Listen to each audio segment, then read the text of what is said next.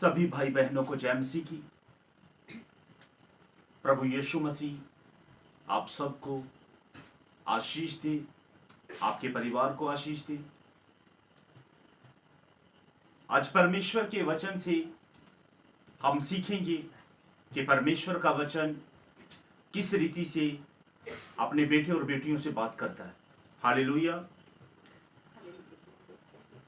मत्ती 10 उसकी 16 में लिखा है, देखो मैं तुम्हें भेड़ों के समान भेड़ियों के बीच भेजता हूं, इसलिए सांपों के समान बुद्धिमान और कबूतरों के समान भोले बनो। हालेलुया। आज प्रभु यीशु मसीह अपने तमाम बेटे और बेटियों से यही कहता है कि सांप के समान चालाक और कबूतर के समान भोले बनो। हालेलुया। भोले बनने का मतलब चतुर बनो, होशियार बनो। हालेलुया। मसीह लोग बहुत भोले होते हैं, हालेलुया, और बहुत बुद्धिमान भी होते हैं।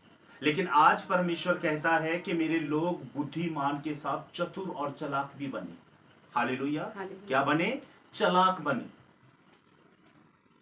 एक छोटा सा वाक्य मैं आपको सुनाना चाहता हूं। मेरी चर्च के एक 15 साल के लड़के को मैंने एक दिन एक प्रश्न पूछा और मैंने उससे कहा कि बेटे मैं अगर तुम्हें 100 रुपए दूं और उनमें से मैं तुझसे अगर 5 रुपए का कुछ सामान मंगवाऊं तो बाकी पैसे कितने बचेंगे? वो लड़का एकदम से चुप हो गया। हालेलुया। एकदम से चुप हो गया और सोचता रहा कि कितने पैसे वापस आएंगे। हालेलुया। आज बहुत सारे परमेश्वर के बेटे और बेटियां हैं जो वचन को सुनते हैं लेकिन समझ नहीं पाते। हालेलुया। वचन को सुनते जरूर हैं, उसे समझ नहीं पाते, उसके अनुसार चल नहीं पाते।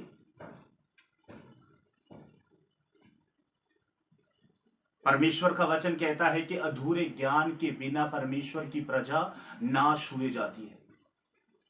परमेश्वर नहीं चाहता कि उसके चुने हुए लोग नाश हों। हालेलुया। परमेश्वर चाहता है कि जो लोग, जो भेड़ें उसने इस जगत के बीच चुनी और नियुक्त की हैं, वो चतुर और चालाक बने। अब भोले बनने का टाइम जा चुका है। हालेलुया।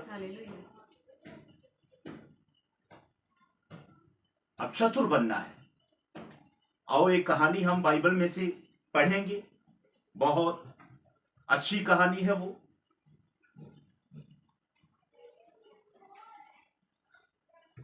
लूका 16 1 से लेकर 12 तक। लूका 16 1 से 12 तक। हालेलुया।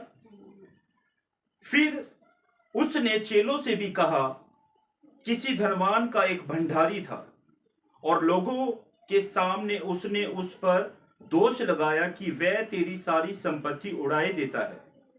अंत उसने उसे बुलाकर कहा, ये क्या है जो मैं तेरे विषय में सुन रहा हूं?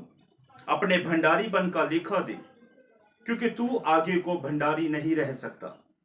तब भंडारी सोचने लगा, अब मैं क्या करूं, क्योंकि मेरा स्वामी अब भंडारी का काम मुझसे छीन रहा है। मिट्टी तो मुझसे खोदी नहीं जाती और भीख मांगने में मुझे लज्जा आती है। मैं समझ गया कि क्या करूंगा, ताकि जब मैं भंडारी के काम से छुड़ाया जाऊं तो लोग मुझे अपने घरों में ले लें।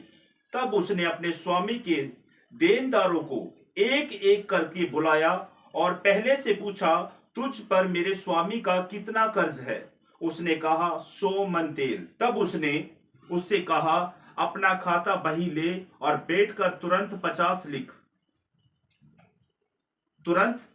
लिख दे। फिर उसने दूसरे से पूछा, तुझ पर कितना कर्जा है? उसने कहा, 100 मन गेहूं। तब उसने उससे कहा, अपना खाता बही लेकर 80 लिख दे।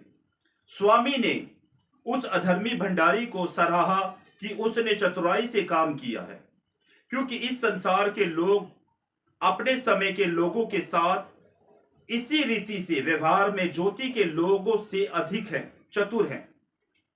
देखो परमेश्वर का वचन कहता है स्वामी ने उस अधर्मी भंडारी को सराहा कि उसने चतुराई से काम किया है, क्योंकि इस संसार के लोग अपने समय के लोगों के साथ रीति व्यवहारों में ज्योति के लोगों से अधिक चतुर हैं। और मैं तुमसे कहता हूं कि अधर्म के धन से अपने लिए मित्र बना लो, ताकि जब वे जाता रहे तो वे तुम्हें अनंत निवासों में ले लें। जो थोड़े में थोड़ा सच्चा है वे बहुत में भी सच्चा है, और जो थोड़े में से अधर्मी है वह बहुत में भी अधर्मी है। इसलिए जब तुम अधर्म के धन से सच्चे ना ठहरो तो सच्चा धन तुम्हें कौन सौंपेगा? और यदि तुम पराये धन के सच्चे ना ठहरे तो तुम्हारा है उसे तुम्हें कौन देगा? हालेलुया।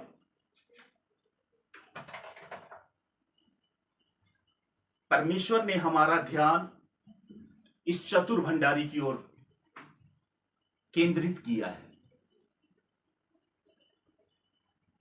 एक बार जो कहानी मैंने आपको सुनाई है कि ये चतुर जो भंडारी था, ये हमेशा अपने स्वामी की दौलत के साथ, संपत्ति के साथ गड़बड़ी किया करता था।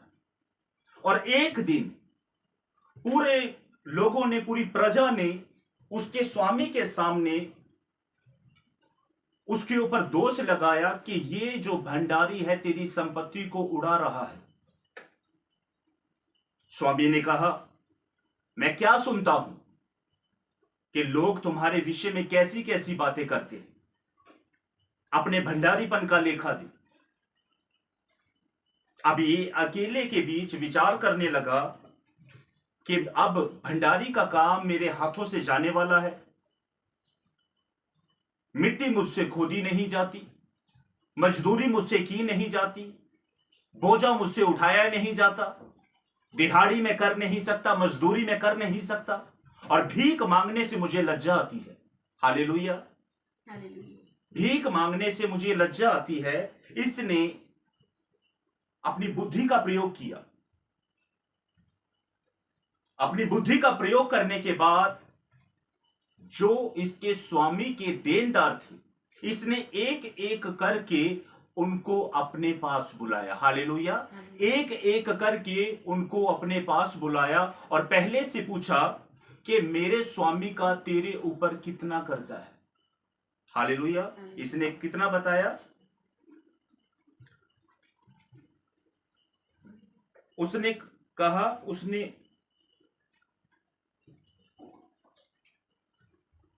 उससे कहा 100 मन तेल। हालेलुया। और इसने कहा 50 लिख दे।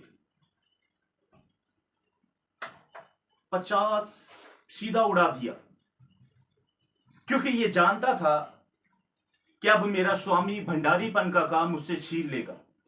अब ये चतुर चालाक, हालेलुया, क्या कर रहा है कि उन देनदारों के दिलों में अपने लिए जगह बना रहा है, अपने लिए इज्जत कमा रहा है। हालेलुया। एक उदाहरण के तौर पर, एक व्यक्ति ने अगर किसी व्यक्ति का 1 लाख रुपया देना हो, हालेलुया, एक व्यक्ति का 1 लाख रुपया देना हो और वो उसके मैनेजर के साथ, उसके मुनीम के साथ, उसके मुंशी के साथ सुलह कर ले, हालेलुया, और कहे कि मैं तुम्हारे ऊपर बहुत दया दिखाऊंगा, मैं तुम्हारे साथ मेल मिलाप से रहूंगा, और उसने चापलूसी करके उसे अपनी ओर आकर्षित कर लिया। हालेलुया। उदाहरण के तौर पर मैं बात कर रहा हूं।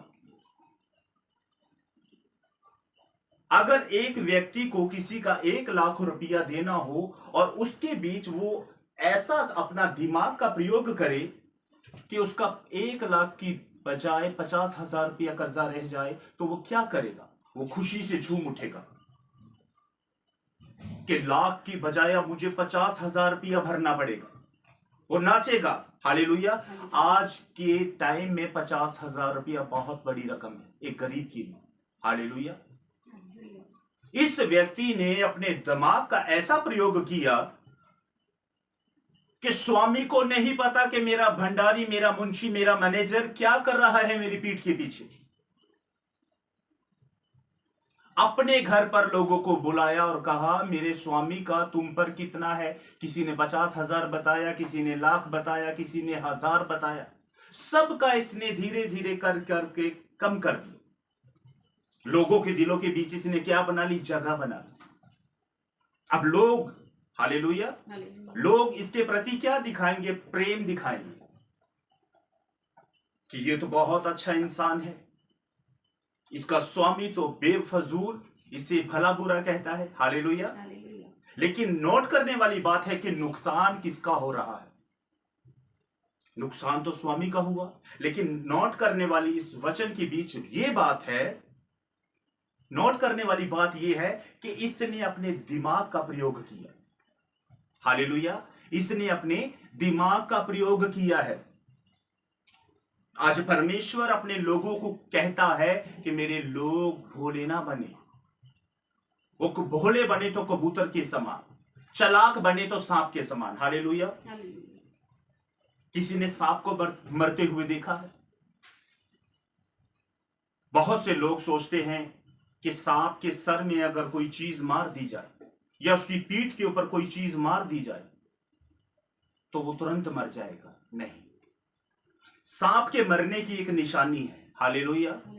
सांप जब मरता है, जब उसका जी, उसका प्राण उसके शरीर से निकलेगा तो वो उल्टा हो जाएगा। हालेलुया। क्या हो जाएगा? उल्टा हो जाएगा। ये निशानी है, ये निशानी है सांप के मरने की। सांप बड़ा चतुर होता है।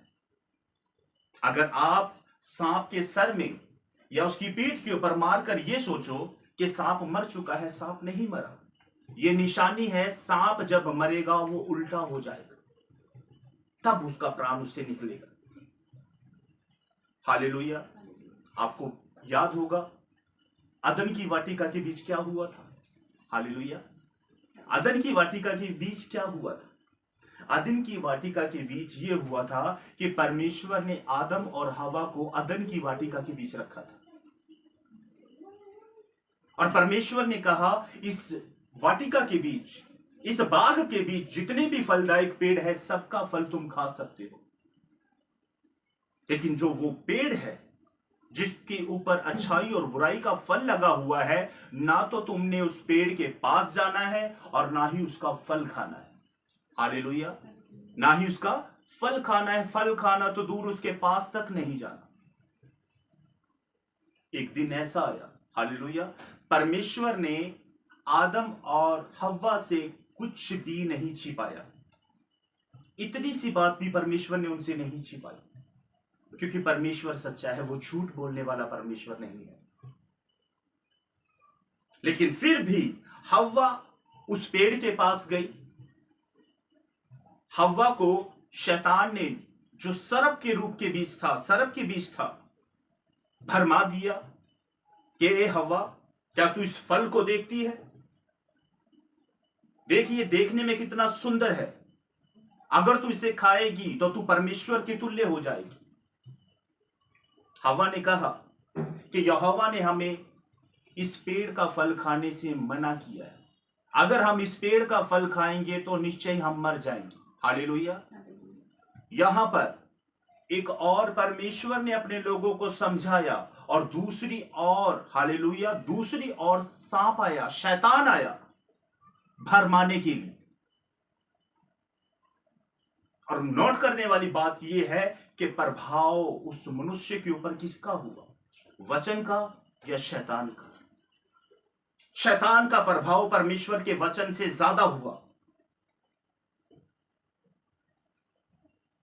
उसने कान लगाए शैतान की बात सुनने के लिए कि बात तो ठीक है, ये फल देखने के बीच बड़ा सुंदर है, क्यों ना इसे चखा जाए, इसे खाया जाए। खा लिया। मैं इस टॉपिक को छोड़ देना चाहता हूं, लेकिन बात क्या है कि शैतान कितना चालाक है, किस तरह से उसने हव्वा को गुमराह कर दिया, भरमा दिया। हालेलुया। किस तरह से उसने हव्वा को भरमा दिया। परमेश्वर ने न जाने कितने समय से उस अदन की वाटिका के बीच उनको रखा हुआ था। हर रोज परमेश्वर का आत्मा ठंडे समय, शाम के समय उनसे मिलने के लिए आया करता था, उनसे संगति करने के लिए आया करता था। लेकिन एक दिन शैतान के साथ संगति करने से क्या हुआ? पाप के भागी बन गए। सिर्फ कुछ पल शैतान ने उनके साथ संगति की और सब कुछ तहस नहस कर दिया। परमेश्वर के प्रियो, आज परमेश्वर क्या चाहता है? परमेश्वर ने हमारे आगे अपने कलाम को रख छोड़ा है।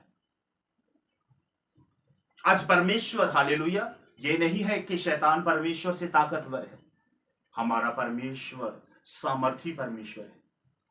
चुटकियों के बीच वो शैतान को कुचल सकता है। लेकिन खुदा ने हमें आजाद बुद्धि दी है। हालेलुया।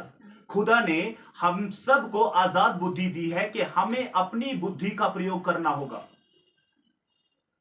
खुदा ने हमें बता दिया कि बेटे, मैंने तुम्हारे सामने दो मार्ग रखे हैं, एक स्वर्ग के लिए और एक अधोलोक के लिए। चुनाव तुम स्वर्ग के अधिकारी होने के लिए करना, उसी मार्ग से चलना। वो मार्ग भीड़ा जरूर है, लेकिन तुम्हें तुम्हारी मंजिल पर पहुंचा देगा। हालेलुया। चालाक बनो। हालेलुया। प्रभु यीशु ने कहा कि जब तुम्हारे कोई इस गाल पर थप्पड़ मारे, दूसरा उसकी ओर फेर दो। लेकिन परमेश्वर आज ये भी कहता है कि अगर तुम वहां पर खड़े रहे तो थप्पड़ों की बरसात हो जाएगी। चतुर बनना है। अगर हालात ऐसे हैं तो भागना होगा। हालेलुया। वहां से भागना होगा जैसे यूसुफ भागा था। अगर हालात गंभीर है और वहां पर आपको कोई समाधान नहीं मिल रहा तो तुरंत वहां से निकलो। समझदार बनो। हालेलुया। समझदार बनो, चालाक बनो। किसके समान? सांप के समान। सोचने वाली बात यह है कि परमेश्वर ने इस वचन के बीच कबूतर और सांप का जिक्र किया है। और भी जीव जंतु थे, बंदर, शेर, कुत्ता, बिल्ली, बहुत से जानवर थे। लेकिन परमेश्वर ने सर्प का प्रयोग क्यों किया, सांप का नाम क्यों अपने इस वचन के बीच दिया? क्योंकि परमेश्वर जानता है सांप सबसे ज्यादा चतुर है। हालेलुया। सांप सबसे ज्यादा चतुर और चालाक है। इसलिए मेरे भाई और बहनों, मैं आप सबसे यही कहना चाहता हूं। कई बार क्या होता है, हम चर्च जाते हैं हर संडे, और कई जगहों पे बहुत सी चर्चों के बीच वीरवार को भी मीटिंग होती है। ज्यादातर लोग संडे को चर्च जाते हैं और वहां पर परमेश्वर के पवित्र कलाम को सुनते हैं। हालेलुया। परमेश्वर के नाम की महिमा करते, आराधना प्रार्थना करते हैं। मैंने बहुत से घरों के बीच देखा है कि घर पर आते सार कुत्ते बिल्ली वाला बैर हो जाता है। मैंने अपनी आंखों से यह देखा है। वचन जब तक चर्च के बीच सुन रहे हैं, सब कुछ ऐसे लग रहे हैं कि इन जैसा आदमी कोई है ही नहीं। लेकिन घरों के बीच जाने के बाद झगड़े होते हैं। दबा दिया ना खुदा के कलाम को। 1 घंटा पहले आपने परमेश्वर के पवित्र कलाम को सुना, जिसके बीच परमेश्वर का पवित्र आत्मा अपने दास के बीच होकर अपने लोगों से, अपनी प्रजा से बात कर रहा है। लेकिन शैतान आया किसी बात को लेकर, किसी खुन्नस को लेकर, इतनी सी बात को वो इतनी बना देता है।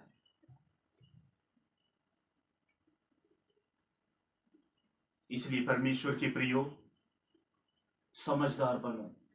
शैतान आता है किसी ना किसी के बीच होकर। हालेलुया। किसी ना किसी के बीच वो होकर आएगा। समझदारी आपने दिखानी है। खुदा ने आपको वो आत्मा दिया है जो दुष्ट आत्माओं की परख रखता है।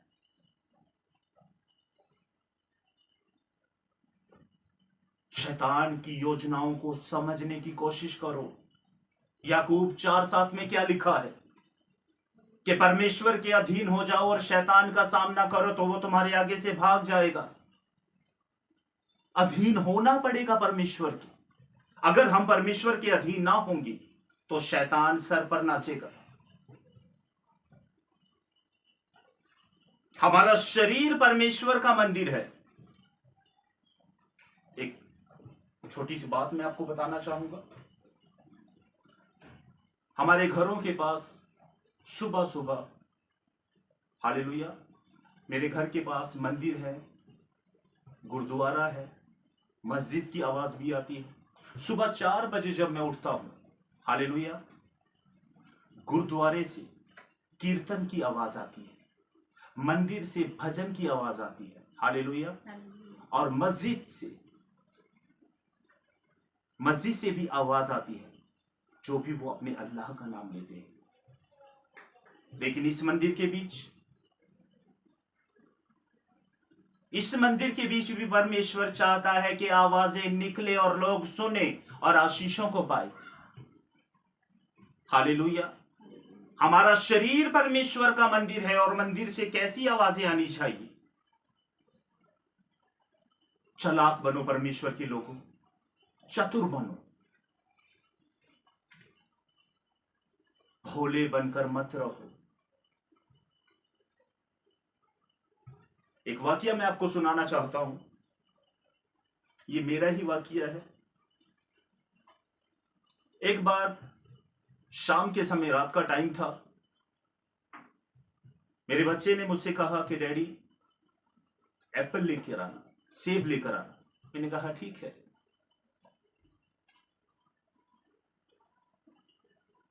मैं मार्केट गया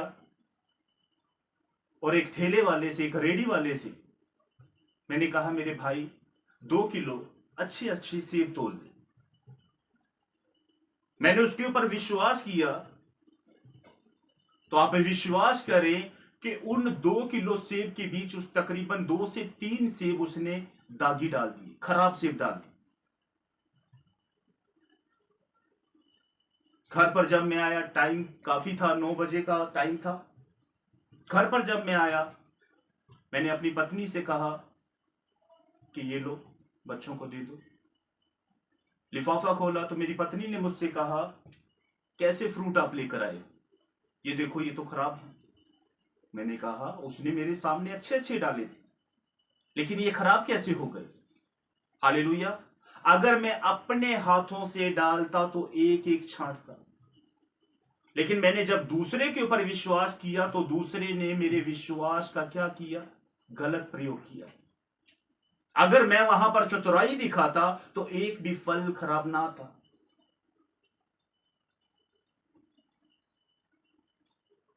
किसी के ऊपर आंखें मूंद कर विश्वास कभी भी मत करना। हालेलुया। किसी के ऊपर भी आंखें मूंद कर विश्वास ना करना। आप नहीं जानते कि जो रोकर आपकी बातों को सुन रहा है, कहीं ऐसा ना हो कि वो लोगों के सामने ठट्ठों में आपकी बातों को उड़ा दे। अगर अपने मन की बात परमेश्वर से करनी है तो बैठो घुटनों के ऊपर आकर और परमेश्वर यहोवा से, प्रभु यीशु मसीह से अपने अपने मन की बात खुलकर कहो। उसके कलाम में लिखा है ना कि तुम अपने परमेश्वर यहोवा से अपने अपने मन की बातें खुलकर कह दो। अरे खुदा सुनना चाहता है, लेकिन हम खुदा को सुनाना ही नहीं चाहते। हम लोगों को खोजते हैं, अरे मेरे सर पर एक भारी बोझ आ गया, अब मैं कैसे अपनी बातों को दूसरों के साथ शेयर करूं और अपने इस बोझ को उतार दूं। क्या खुदा का कलाम नहीं कहता कि बोझ के तले दबे हुए लोगों मेरे पास आओ, मैं तुम्हें विश्राम दूंगा? लेकिन हम बोझ का टोकरा उठाए फिरते हैं और परमेश्वर सामने से हमें कह रहा है कि हे मेरी बेटी, हे मेरे बेटे, इस टोकरे को मुझे दे दे। पहला पतरस 5:7 में लिखा है कि तुम अपनी सारी चिंता उसी पर डाल दो, क्योंकि उसको तुम्हारा ध्यान है। हम अपनी चिंता को स्वयं अपने ऊपर लेकर चलते नहीं, यीशु हमारे साथ है, वो हमारे बोझ को उठाएगा। सच कहा है कि यीशु हमारे साथ है, ये सत्य है, क्योंकि उसने कहा कि जगत के अंत तक मैं सदा तुम्हारे साथ हूं। वो साथ है, लेकिन आपने क्या अपने बोझ को यीशु के ऊपर डाल दिया कि अब भी आप बोझ के बीच? प्रभु यीशु चाहता है कि आप फूलों के समान हल्के फुलकर होकर चलो। आपके ऊपर किसी प्रकार का बोझ ना हो, सिर्फ आपके ऊपर वचन का बोझ हो, आराधना का बोझ हो। हालेलुया। वचन, प्रार्थना, आराधना का हो बोझ आपके ऊपर, एक विश्वासी के ऊपर यही चीजें होनी चाहिए। एक बहन मेरे पास आई, उसने मुझसे कहा, पास्टर जी मेरे पति के लिए प्रार्थना करें। मैंने कहा, बहन किस विषय के लिए प्रार्थना करो? उसने कहा कि मेरा पति मुझसे कहता है कि तू यीशु मसीह को छोड़ दे तो मैं तुझे घर पर खर्चा दूंगा, नहीं तो अगर तू चर्च में जाएगी तो मैं तुझे 1 रुपया भी खर्चा नहीं दूंगा। हालेलुया। मैंने कहा, बहन तो फिर आपने क्या फैसला किया? उस बहन ने जो उत्तर दिया, मेरा मन खुश हो गया। उस बहन ने कहा, ये सर कट जाएगा, ये प्राण छूट जाएंगे, लेकिन मैं यीशु का इनकार कभी नहीं करूंगी। हालेलुया। यीशु का इनकार कभी नहीं करूंगी, चाहे मेरे जीवन के बीच दुख है चाहे सुख है। मैं प्रभु यीशु का साथ कभी नहीं छोड़ूंगी।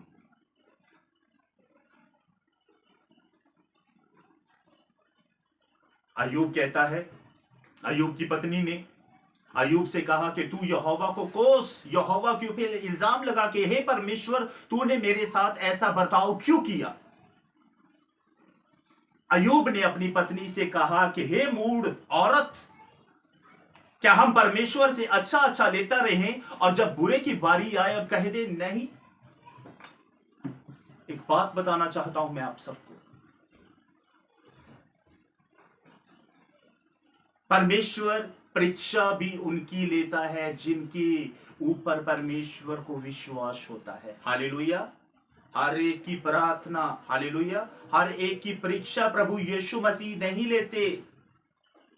आज अगर आपके जीवन के बीच दुख और तकलीफें हैं तो यीशु ने स्वयं कहा है कि मेरे नाम के कारण ये चीजें तुम्हारे साथ होंगी तो होंगी। अगर एक विश्वासी के साथ ये घटनाएं नहीं हो रही तो इसका मतलब क्या है कि उसके जीवन के बीच गड़बड़ी चल रही है। अगर एक विश्वासी के जीवन के बीच दुख और तकलीफें आ रहे हैं तो इसका मतलब वचन उसके जीवन के बीच पूरा हो रहा है। उस बहन ने कहा कि मैंने अपने पति से कहा कि चर्च जाना मैं नहीं छोड़ूंगी, मरना मुझे मंजूर है, भूखा रहना मुझे मंजूर है। परमेश्वर का वचन कहता है, जो मनुष्य के सामने मेरा इनकार करेगा मैं भी अपने पिता और उसके दूतों के सामने उसका इनकार कर दूंगा, और जो मनुष्य के सामने मेरा इकरार करेगा मैं भी अपने पिता और उसके दूतों के सामने उसका इकरार करूंगा। हालेलुया। इसलिए परमेश्वर के प्रियो, समझदार बनो, बुद्धिमान बनो, चालाक बनो, चालाक, भोला मत बनो।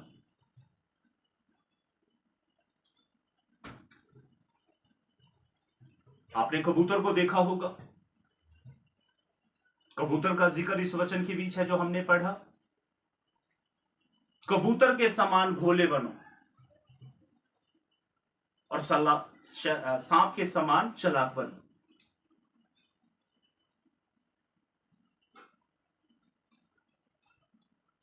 अब वो कबूतर ना बने जो बिल्ली आए और झपटा मार के उसे नाश कर दे, खा जाए।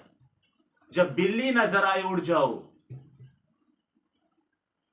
अगर नहीं उड़े तो बिल्ली झपट्टा मारेगी और एक दम में खत्म कर देगी। इसलिए परमेश्वर के बेटे और बेटियों, चालाक बनो।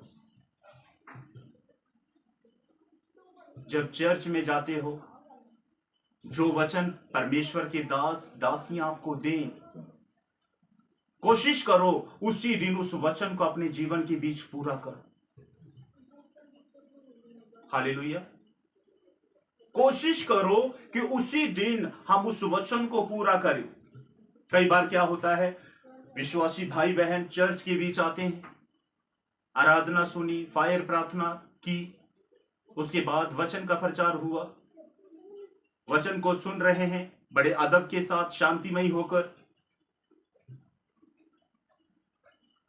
लेकिन घरों पर जाने के बाद रवैया चेंज, बोलने का तरीका चेंज। चर्च के बीच जय मसीह की ब्रदर, प्रेज द लॉर्ड, खुदा आपको आशीष दे। लेकिन घर पर जाने के बाद उन्हीं विश्वासियों की जुबान से मैंने बहुत बार सुना है, वो गलत गालियां देते हैं, गलत बातें बोलते हैं। क्या एक विश्वासी ऐसा होना चाहिए?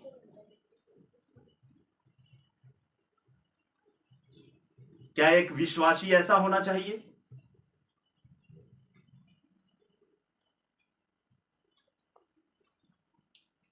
मसीह लोग, हालेलुया। प्रभु यीशु को मसीहा कहा जाता था और हमें मसीह लोग कहा जाता है। मसीह लोग कैसे होने चाहिए? क्या हमारे अंदर प्रभु यीशु मसीह जैसा स्वभाव लोगों को नजर आता है?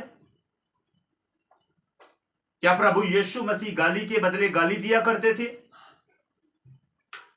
नहीं।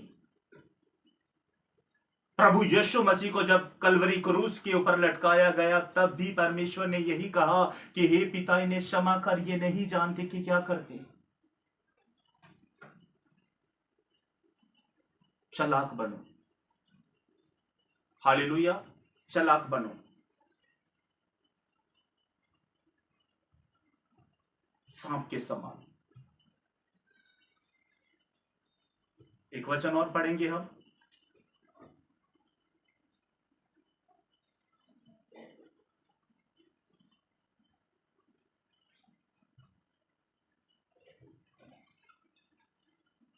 मत्ती 25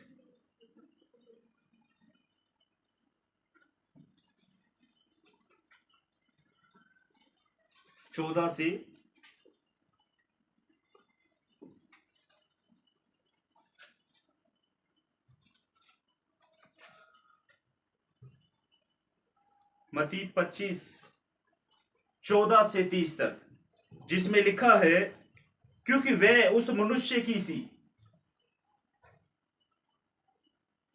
क्योंकि ये उस मनुष्य की सी दशा जिसने परदेश जाते समय अपने दासों को बुलाकर अपनी संपत्ति उसको सौंप दी। उसने एक को 5 तोड़े, दूसरे को 2 और तीसरे को 1, अर्थात हर एक को उसकी सामर्थ्य के अनुसार दिया, और तब परदेश चला गया। तब जिसको 5 तोड़े मिले थे, उसने तुरंत जाकर उनसे लेन देन किया और 5 तोड़े और कमाए। इसी रीति से जिसको 2 मिले थे, उसने भी 2 और कमाए। परंतु जिसको 1 मिला था, उसने जाकर मिट्टी खोदी और अपने स्वामी के रुपए छिपा दिए। बहुत दिनों के बाद उन दासों का स्वामी आकर उनसे लेखा लेने लगा। जिसको 5 तोड़े मिले थे, उसने 5 तोड़े और लाकर कहा, हे स्वामी, तूने मुझे 5 तोड़े सौंपे थे, देख मैंने 5 तोड़े और कमाए हैं। उसके स्वामी ने उससे कहा, धन्य है ए अच्छे और विश्वास योग्य दास, तू थोड़े में विश्वास योग्य रहा, मैं तुझे बहुत वस्तुओं का अधिकारी बनाऊंगा।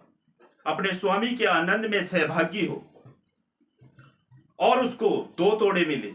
उसने भी आकर कहा, हे स्वामी, तूने मुझे 2 तोड़े सौंपे थे, देख मैंने 2 तोड़े और कमाए हैं। इसके स्वामी ने उससे कहा, धन्य है अच्छे और विश्वास योग्य दास, तू थोड़े में विश्वास योग्य रहा, मैं तुझे बहुत वस्तुओं का अधिकारी बनाऊंगा। अपने स्वामी के आनंद में सहभागी हो। तब जिसको 1 तोड़ा मिला था, उसने आकर कहा, हे स्वामी, मैं जानता था कि तू कठोर मनुष्य है, तू जहां कहीं नहीं बोता वहां काटता है, और जहां नहीं छींटता वहां से बटोरता है। इसलिए मैं डर गया था और जाकर तेरा तोड़ा मिट्टी में छिपा दिया। जो तेरा वह है, ये है।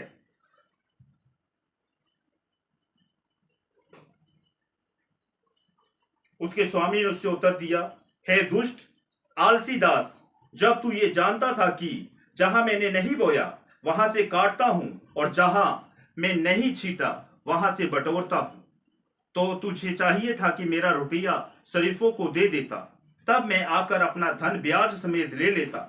इसलिए वे तोड़ा उससे ले लो, और जिसके पास 10 तोड़े हैं उसको दे दो, क्योंकि जिस किसी के पास है उसे और दिया जाएगा, और उसके पास बहुत हो जाएगा, परंतु जिसके पास नहीं है उससे वह भी ले लिया जाएगा जो उसका है। और इसी निकम्मे दास को बाहर के अंधेरे में डाल दो, जहां रोना और दांत पीसना होता है। हालेलुया। रोना और दांत पीसना होता है। एक व्यक्ति ने अपने नौकरों को तोड़े दिए। उन तोड़ों के बीच क्या था? धन था। हालेलुया। पैसा था उसके अंदर। एक को कितने मिले? 5 मिले। उसने 5 तोड़ों का बिजनेस किया। हालेलुया। क्या किया? बिजनेस किया। किससे? बुद्धिमानी से। अपनी बुद्धि का प्रयोग किया और 5 तोड़े और लाकर टोटल कितने हो गए? 10 हो गए। अपने स्वामी के सामने रख दिया कि हे स्वामी, जो तूने 5 तोड़े मुझे दिए थे, देख मैं 5 तोड़े और कमा कर लेकर आया। स्वामी खुश हुआ और उसे शाबाशी दी। और जिसको 2 मिले थे उसने भी अपने स्वामी से कहा कि हे स्वामी, तूने मुझे 2 तोड़े दिए थे धन के, मैंने उनके साथ 2 तोड़े धन और कमाए। उसके स्वामी ने उसे भी शाबाशी दी। तीसरा आया, जिसको 1 दिया, डरता और कांपता हुआ। हालेलुया। और कहा कि हे स्वामी, जो तूने मुझे 1 तोड़ा दिया था धन का, उसको मैंने जाकर मिट्टी के बीच गाड़ दिया, क्योंकि मैं डरता था कि तू बड़ा क्रोध करने वाला कठोर मनुष्य है। उसके स्वामी ने उसके ऊपर क्रोध किया कि हे मूर्ख, अगर तू मेरे धन को ब्याज पर दे देता तो अच्छा होता। उसने अपने कर्मचारियों को बुलाया और कहा, जिसके पास 10 हैं उसे ये भी दे दो, और इस दुष्ट को अंधेरे के बीच, जहां पर रोना पीटना और दांत पीसना है, वहां पर फेंक दो। यहां पर 3 व्यक्तियों का जिक्र हुआ। हालेलुया। 2 ने क्या किया? बुद्धिमानी से काम किया। क्या मिला उनको? प्रशंसा मिली, शाबाशी मिली। और तीसरे ने क्या किया? मूर्खता का काम किया। मूर्खता का काम किया। हालेलुया। इसलिए परमेश्वर कहता है, चतुर बनो, चालाक बनो। अपनी आंखों को बंद करें, आओ हम प्रार्थना करें कि प्रभु यीशु, जो वचन मैंने आज सुना है, मेरे जीवन के बीच ये 30 नहीं, 60 नहीं, 100 गुना फलों को लेकर आए, प्रभु यीशु के नाम से। आमीन। प्रभु आप सबको आशीष दे। जय मसीह।